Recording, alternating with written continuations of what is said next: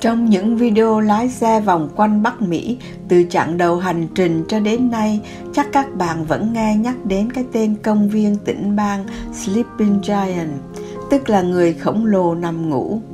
Nhưng có thể là bạn chưa hình dung tại sao gọi là người khổng lồ nằm ngủ. Thì đây, hãy nhìn vào bức ảnh này để hiểu tại sao công viên có tên là người khổng lồ nằm ngủ. Dãy núi cao nhất trong công viên từ xa trông giống như một người khổng lồ nằm ngủ, phải không các bạn? Từ xa lộ xuyên Canada Highway 17, rẽ trái vào đường 587, đi thêm chừng 30 km, lúc ngang qua hồ Marie Louise sẽ có một điểm bạn nhìn thấy đúng cảnh tượng này. Nhớ dừng lại và chụp một tấm hình sống ảo nha các bạn, dù đoạn đường này hơi khó dừng xe. Tuy nhiên, chúng tôi đến Sleeping Giant lần này, mục đích chính không phải là để ngắm nhìn người khổng lồ nằm ngủ, mà là để leo lên đỉnh của người khổng lồ nằm ngủ. Đó là vách đá dựng đứng cao nhất tỉnh Ontario. Top of the Giant, hay tạm dịch tiếng Việt là đỉnh của người khổng lồ. Để lên đến được Top of the Giant, bạn sẽ phải leo lên một độ cao 566 m và phải đi bộ ít nhất 22,7 km. Năm ngoái, chúng tôi đã leo lên đường mòn cao thứ hai là Head of the Giant Trail với độ cao phải leo là 549 m và phải đi bộ tổng cộng 16,9 km. Năm nay, mong muốn của chúng tôi là chinh phục đỉnh cao số 1. Để làm được chuyện này, bắt buộc chúng tôi phải book chỗ cắm trại ngay bên trong công viên, chứ không thể ở bên ngoài được. Nếu bạn không thích cắm trại, bạn có thể book khách sạn ngủ lại Thunder Bay, cách công viên 84 km. Tuy nhiên, điều bất lợi của phương án này là buổi sáng bạn phải lái xe từ Thunder Bay vào công viên, mất cả tiếng đồng hồ. Rồi buổi chiều lại phải lái xe về khách sạn, mất thêm 1 tiếng. Buổi chiều thì không sao, nhưng buổi sáng mà đi từ Thunder Bay thì bạn sẽ bị khởi hành leo núi trễ hơn 1 tiếng. Đi trễ có nghĩa là sẽ bị nóng hơn, nhưng điều quan trọng nhất là bãi đậu xe ở đầu vào của đường mòn rất nhỏ. Và nếu hết chỗ đậu xe thì bạn không thể nào đi hiking hôm đó được. Do đó, cắm trại qua đêm trong park để đi leo núi sáng sớm hôm sau có thể nói là một điều bắt buộc.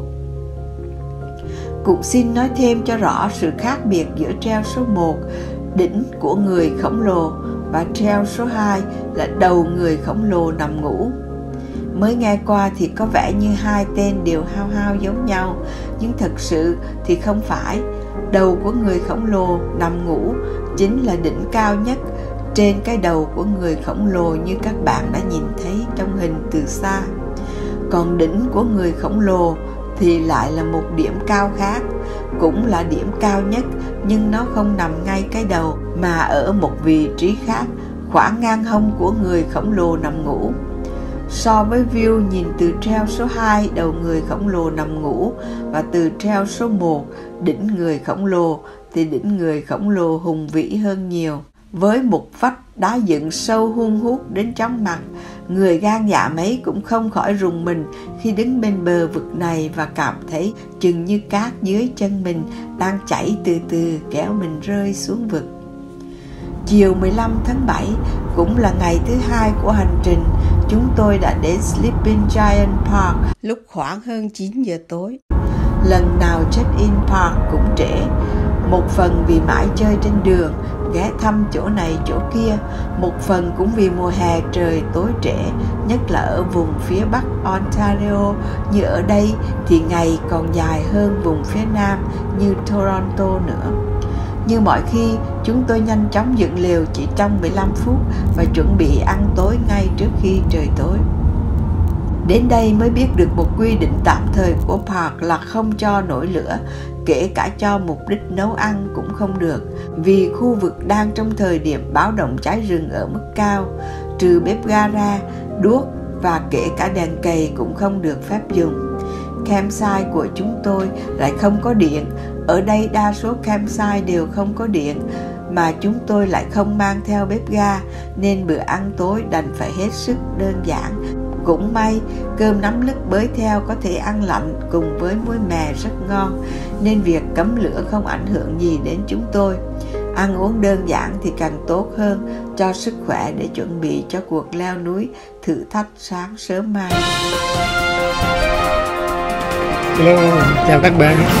Bây giờ Sa chuẩn bị xì cà qua đi lên núi đây. Chuẩn bị leo núi, đấy là cái trail chính yếu. Lý do phải ghé vô cái park này là cốt để leo cái trail này.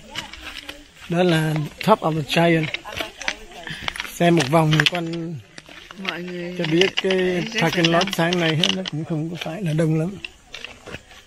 Ok, khởi hành nhé.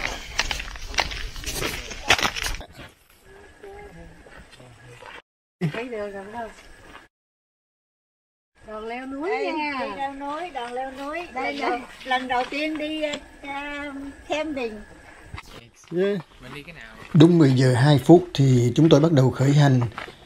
Và đầu tiên là đi vào đầu trail Cabellon. Bây giờ chỉ mới vào đầu cái trail thôi.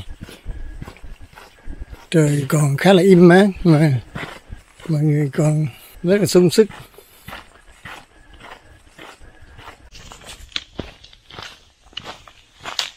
Này làm mỗi người một cái nón động vành cho chắc ăn để có thể đi nắng. Ngày hôm nay dự báo nhiệt độ ở đây lên tới 29 độ C.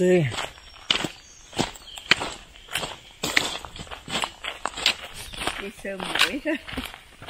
Hy vọng mùa này chưa có mũi nhiều như mùa thu. Ở đây cái trail đầu tiên mình thấy là trail Sea Lion. Morning. Morning. 5 more cyclists behind you. Yeah. Rồi cái này thì chỉ có 500 mét. Đã đi lên cũng nhiều đã lắm á. Nhưng mà chắc là ok. Nhiều người đi xe đạp núi kìa đã không? Đã. Morning. Morning.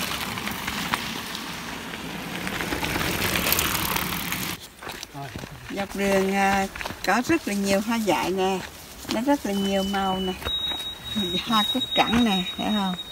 Daisy, hoa tím nè, hoa này giống như cái cây hoa mắc cỡ bên mình vậy đó, cái lá vậy thôi chứ nó không mắc cỡ nha, nó không mắc cỡ, nó là tây mà nó không có mắc cỡ.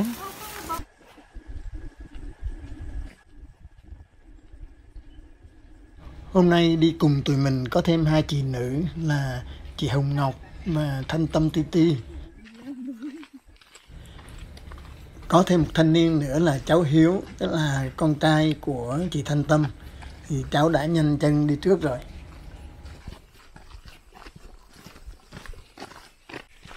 Đây, dọc đường đầy hoa dại, rất là đẹp và có mùi thơm nữa nha. Không biết là thơm của hoa hay là của cây lá rừng. Một trong những thú vui khi đi hiking là được ngắm nhìn đủ các loại chim, bướm và hoa dại đủ màu sắc. Có đi mới biết, ở đây cách Toronto cả ngàn km thì các loài hoa và bướm và thảm thực vật cũng không hoàn toàn giống như ở Toronto. Chẳng hạn như loài hoa trắng này trông cũng giống như một loài hoa trắng độc ở Toronto là Hotweed plant, nhưng mà không biết có chính xác là nó hay không. Nếu có nhiều thời gian ở đây, mình sẽ bỏ thời gian đi chụp hình và làm một khảo sát so sánh thiên nhiên giữa các nơi khác nhau, cũng rất là hay.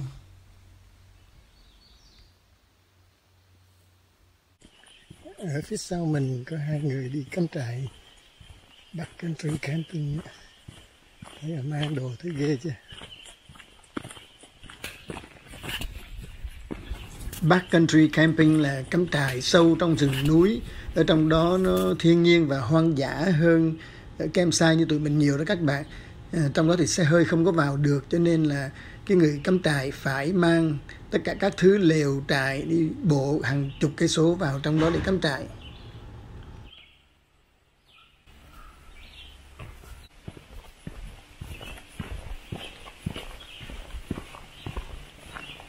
Đang đi trong cái trail này nè, Cabeun Trail.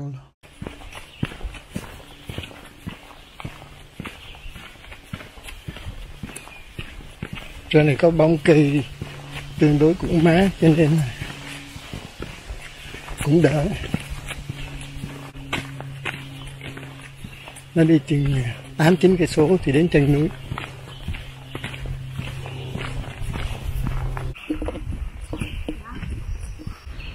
Những người này cũng đi backcountry camping này các bạn, cho nên thấy là họ mang ba lô rất là nhiều.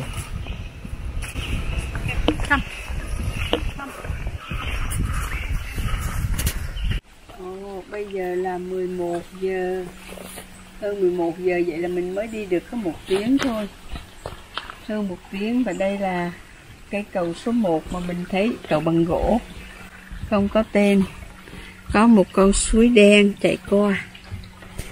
Bây giờ mình lại tiếp tục đi đây. Tiếp tục trên Cabeun Trail, lúc này đi về phía nam hướng về hồ Superior. Đường đi thì mát, nhưng mà nó nhiều đá và có muỗi. Đến 11 giờ 19 phút sáng thì chúng tôi đi đến bờ nước hồ Superior. Và đây là cái vùng cắm trại backcountry camping đầu tiên. Địa điểm này là nó nằm ở phía nam của hồ Sunya, là một cái hồ nho nhỏ ở trong đất liền. Nếu mà các bạn check trong bản đồ Google Maps thì có thể thấy được.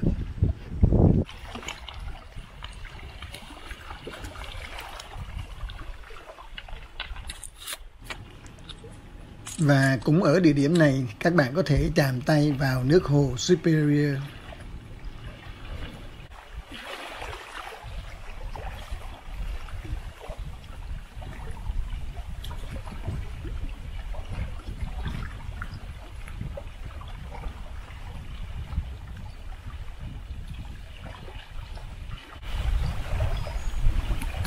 Mát quá.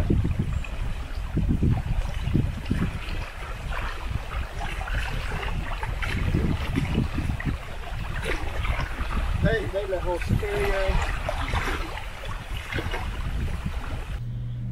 Rời bờ nước, chúng tôi tiếp tục trên trail Cabeun đi về hướng Tây, dọc theo cái bờ hồ Superior, và dự tính khoảng chừng hơn 2 km nữa là sẽ đến chân núi. Chân núi cũng là ngã rẽ vào Trail Talus ở phía bên phải. Và ở đây thì chúng tôi thấy là có rất là nhiều người họ đạp xe đến và để xe lại ở đây, khoảng chừng 20-30 chiếc xe. Nên những người hiểu biết thì người ta sẽ đi như vậy để người ta ăn gian được một cái đoạn đường là đi về tới khoảng 17 cây số. Như vậy là trên cái đoạn đường bằng đó họ đạp xe đến đây rồi để xe lại, rồi từ đây thì họ mới bắt đầu leo lên núi. Rất tiếc là chúng tôi không có chụp được cái hình vào buổi sáng trước lúc leo núi, nhưng mà lúc buổi chiều trở về thì có chụp lại được một tấm hình khác, thì cho thấy là lúc này xe đạp chỉ còn lại là 2 chiếc, người ta lấy đi hết rồi. Và ngược lại thì người ta để lại rất là nhiều cây gậy mà có lẽ là người ta chặt trong rừng này á, để mà làm gậy leo lên á. Thì lúc đi xuống người ta để lại đây cho những người leo núi ngày hôm sau người ta sử dụng. Và cũng ở chỗ này thì chúng tôi đã để lại một cái bịch nước trước khi leo lên núi, bởi vì không muốn mang thêm trọng lượng trong người trong lúc leo núi. Và cái 1,5 lít nước này sẽ được sử dụng lúc mà mình đi trở về lúc buổi chiều. Đoạn trail bắt đầu từ chân núi trở đi rất là khó các bạn ạ. Khúc vào đầu mà rất là thử thách, làm cho khá nản lòng chiến sĩ. Như các bạn thấy đó, đường dốc liên tục và có những đoạn người ta phải đóng những khúc cây lớn vào để làm bậc cấp cho dễ đi hơn. Nhưng nó hình thành những cái bậc cấp rất là cao, có chỗ cao gần 1 mét, khiến người thấp phải vít cây trèo lên rất là khó khăn. Đoạn này kéo dài cũng 300-400 mét, sau đó đường đi dễ hơn một tí, nhưng cũng vẫn liên tục lên dốc. Cũng may là đường đi có nhiều bóng cây nên không quá nóng và không tốn quá nhiều nước. Có những đoạn thì rễ cây trồi lên trên mặt đất chằng chịt, làm cho đường đi khó đi hơn. Và Kể cả là nếu mà nó nhiều, thật nhiều thì là rất là khó đi luôn các bạn.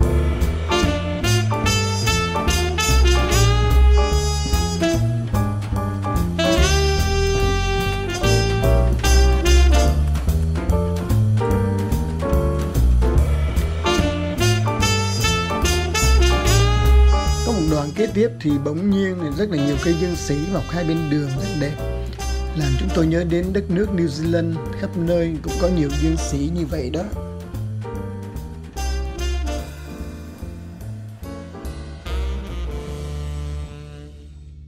Đoạn này thì đường đi bằng phẳng mà lại có rất là nhiều dương sỉ, xanh mướt luôn.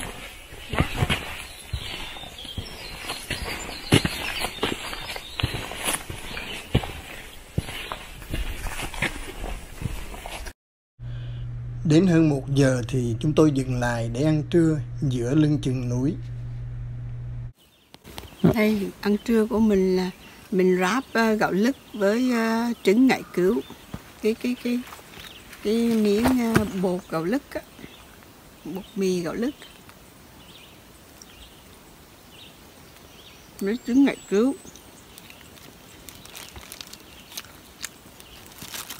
Hai ráp cho bữa trưa. Và đây là cơm trưa, buổi cơm trưa của mình đây nè các bạn. Đó là một nắm gạo lứt muối mè. Rất là ngon. Ngon lắm, nó giống như ăn bánh tét nhân đậu vậy đó.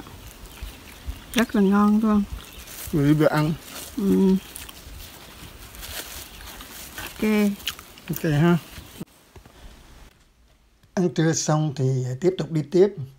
Đường đi vẫn liên tục lên dốc và không hề dễ dàng.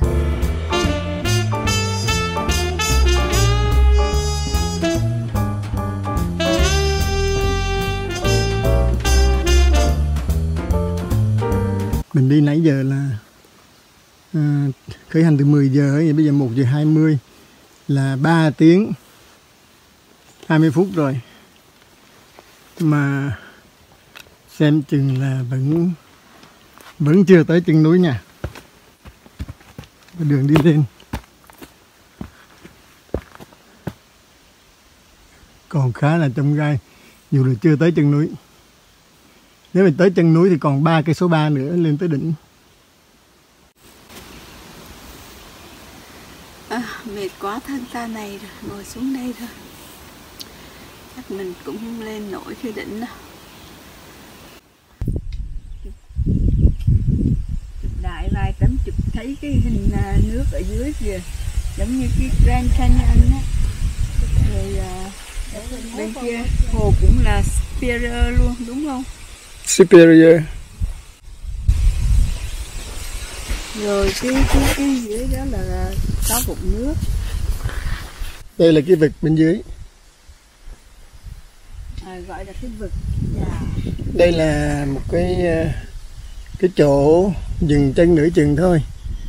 Lúc mà bắt đầu cái trail Top of the Giant Trail thì còn 2.2 cây số, 2 cây số 2 nữa là đến cái đích cuối cùng. Đây là cái điểm lookout thứ nhất của cái trail này. Nhìn xuống rất là đẹp, phải các bạn, đẹp lắm. Nhưng mà mình đi là gần 5 tiếng mới tới đây. Đi từ lúc 10 giờ mà giờ 2 giờ 45 mới tới đây. Thì không biết còn 1 cây số nữa thì mới lên tới cái đỉnh cao nhất của cái trail này. Và không biết như thế nào, mình đi tiếp đây. Bây giờ mình ráng mình đi tiếp, còn con cây số nữa thì ráng thôi.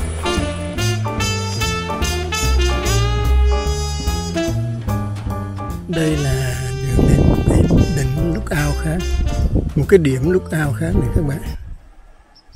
Nó cao hơn cái điểm hồi nãy. Không biết có phải là Harbour Lookout không, nhưng mà nó không phải là điểm cuối cùng. Bây giờ cũng còn vài trăm mét nữa mới tới cái điểm cuối cùng, là điểm đẹp nhất, Gorge Lookout của cái trail này. Một cái tượng hình người của người da đỏ.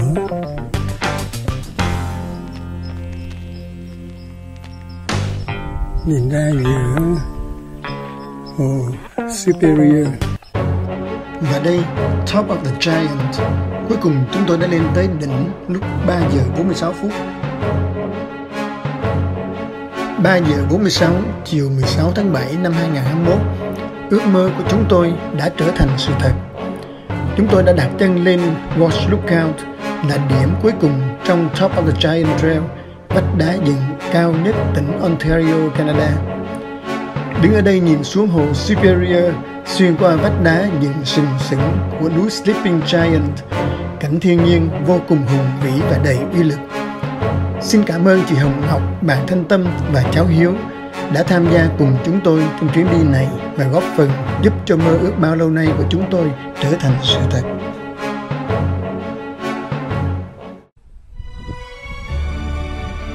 Đây là tụi mình đang đứng trên đỉnh Top of the Giant Trail, đang nhìn xuống cái vực bên dưới. Cái cảnh này là thường thấy trong các cái trang quảng cáo của Sleeping Giant Provincial Park. Đó. Và đây là cái đỉnh cao nhất của tỉnh Ontario. Hôm nay là ngày thứ 3 của hành trình lái xe vòng quanh Bắc Mỹ, khởi đầu từ Toronto và là ngày thứ 2 trong Sleeping Giant Provincial Park này. Như hôm trước khi đi nhiều tuần, tụi mình đã có lời mời gọi tất cả các bạn, nếu ai thích và có điều kiện thì xin mời tham gia cùng tụi mình trong chuyến đi này. Cho dù là tham gia toàn bộ chuyến đi hay chỉ là tham gia một phần, cũng rất hoan nghênh tùy theo điều kiện của mỗi người. Thì hôm nay xin giới thiệu các bạn đã tham gia cùng với tụi mình trong chặng đầu tiên là chuyến đi 3 ngày đến Sleeping Giant Park và Thunder Bay này. Đó là chị Thanh Tâm Titi cùng con trai là cháu Hiếu và dì Hồng Ngọc. Xin cảm ơn các bạn đã tham gia cùng chúng tôi. Hôm nay chúng tôi rất vui vì tất cả chúng ta đều đã xuất sắc cùng đặt chân lên được đỉnh The Watch Lookout, Top of the Giant này. Xin các bạn nói vài lời cho biết vài cảm tưởng sau khi đặt chân lên đỉnh người khổng lồ ngày hôm nay, cũng như là cảm tưởng về chuyến đi cắm trại đường xa này. Hôm nay như là lần đầu tiên lần đầu tiên đi trail. Đi trail Mà cao nhất. Tức là trước có đi các cái trail khác rồi. Thí dụ như cái nào? Ở bên Nhật, bên Đại Hàn. Cũng đi cũng trail cao lắm nhưng mà không có, cũng dài, cũng cao, cũng ấy. Nhưng mà giờ đi camping thì dì đi lần đầu hả? Dạ, em camping lần đầu. Công nhận. Dì có cảm tưởng gì trong cái đợt cắm trại này không? Vui. Dì có định sắp tới đây mà nếu mà có dịp cắm trại gì tham gia tiếp không? Nếu mà có thể, tại vì về vấn đề sức khỏe với lại tuổi tác, đâu có biết được tương lai ngày mai nó ra làm sao. Maybe the last trip for the life. Ok, cảm ơn chị ha. Và cái người thứ hai hôm nay và mình rất cảm ơn mình đây và Hiếu. Trời ơi, không có Hiếu là bác Hải không cách nào mà mò lên được mấy cái đỉnh cao như vậy á. Đã giúp đỡ mình rất là nhiều. Nhờ có Hiếu coi như là rất là giỏi. Cảm ơn con nha. Cảm ơn chị bé. Đây là vận động viên quả siêu luôn. Tâm là quả siêu luôn. Ngưỡng mộ. Điều thứ ba là Tâm. Mà ai mời đi đâu cũng đi thử cho biết. Lần đầu tiên mà đi dài nhất, mà xa nhất, mà cao nhất đây. Cũng mò tới. Tâm là dân road trip cũng chuyên nghiệp lắm mà hôm nay nói đây là lần đầu tiên đi dài nhất là nghĩa sao? Hồi nào giờ đâu có đi lâu, đi dài dữ vậy. Ồ vậy hả? Lần đầu tiên là đi dài nhất, mà đi xa, đi cao. Mà thường ít cái đi làm bộ, đi bộ camping mà cái kiểu mà campground vậy là lần đầu tiên thôi. Chứ mà thường camping mà kiểu nhà thờ kia thôi. Thì trong cái group vậy cũng không phải, mà cũng có cắm trại này kia mà nó khác. Nó không có phải giống như là real camper. Còn cái này là real camper rồi ha. Cái này là real camper. Rồi cũng học hỏi là phải phòng ngừa con gấu như thế nào, tránh đem thức ăn mình đi cất hết. Mình ngủ là mình không có để cái snack trong ngủ mình với mình, nó ngửi được mùi là nó vô nó lôi thức ăn lôi mình luôn. Ghê thì cái họ có cảnh báo mình mà, họ có dặn phải dặn cái đó. Rồi. Cái, thật sự ra khi mà đi bạn cứ biểu là mua cái kêu bằng spray bear đó, spray mà thầy Hiếu đi mua thì cái đó nó không có đủ tiêu chuẩn, nó bị thu hồi. Nếu tôi không có mình cũng ok. Mình mọi người cũng ok, cái làm đúng ra là chỉ dẫn người ta mình cũng ok. So far thì cũng ok ha. Ok. Cũng hơn 10 km rồi. Thì chưa có gì, còn đoạn đường trở về nữa 10 km nữa là thấy là hoàn toàn ok. Nếu mà không đi tới đây là mình bao nhiêu ngàn, không gặp con gấu nào. 18.883 bước là một vòng đi thôi. Nếu mà đi về nữa là hôm nay là gần 40.000, 37.000 bước. Wow. Vì Tâm là lần đầu tiên mà đi xa nhất, mà dài nhất, mà cao nhất nha. Đó có phải là hình ông người khổng lồ ngủ không? Ồ, không phải đâu. Dãy đất này chính là đảo Sanguina. Còn người khổng lồ nằm ngủ chính là dãy núi mà mình đang đứng trên một trong những ngọn núi đó nè. Hôm nay lúc mình tới về chỗ cắm trại đó, thì mình có thể nhìn thấy nó từ xa với hình dáng giống như là người khổng lồ nằm ngủ vậy đó.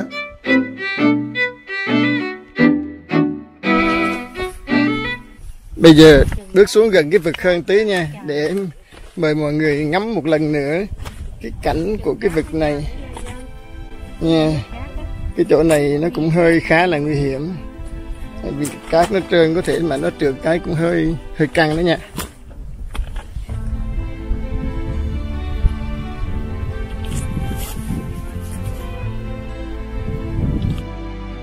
Video chinh phục đỉnh người khổng lồ đến đây là hết.